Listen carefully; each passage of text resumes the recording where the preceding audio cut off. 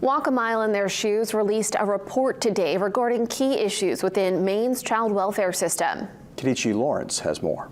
A recent report from a nonprofit group found that the Department of Health and Human Services does not provide adequate support to people involved in the child welfare system.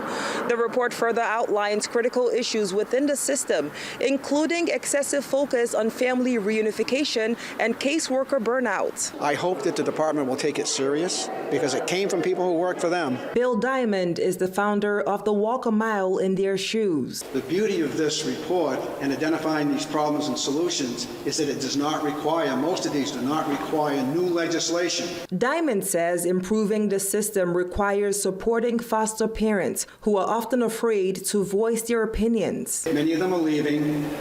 They feel like lack of communication with the department. Again, they're worried about retaliation on a regular basis. As a foster and adoptive parent with 4 of her own children, Melanie Blair says she has experienced retaliation. This journey has allowed me to walk a mile in their shoes. Those that are in the trenches, sometimes drowning in despair, while they fight against the department and face the consequences thereof. The report was dedicated to 3-year-old Maddox Williams, whose mother is currently serving time for his death. His paternal grandmother, Victoria Voss, says one of the ways the state failed him was through the focus on family reunification. The monster abandoned him for 23 months.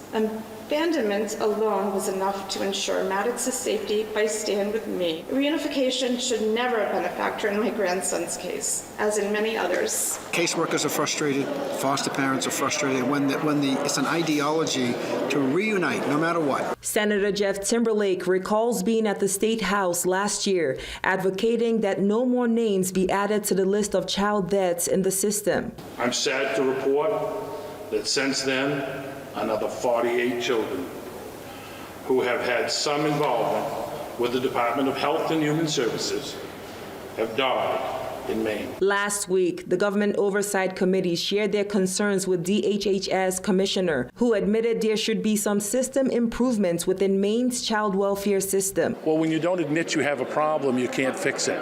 And at least the commissioner come out and did say, to an extent, well, we're at least admitting we have a problem now.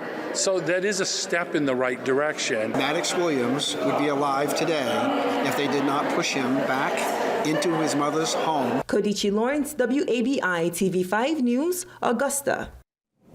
And to view the full report, you can find that on our website.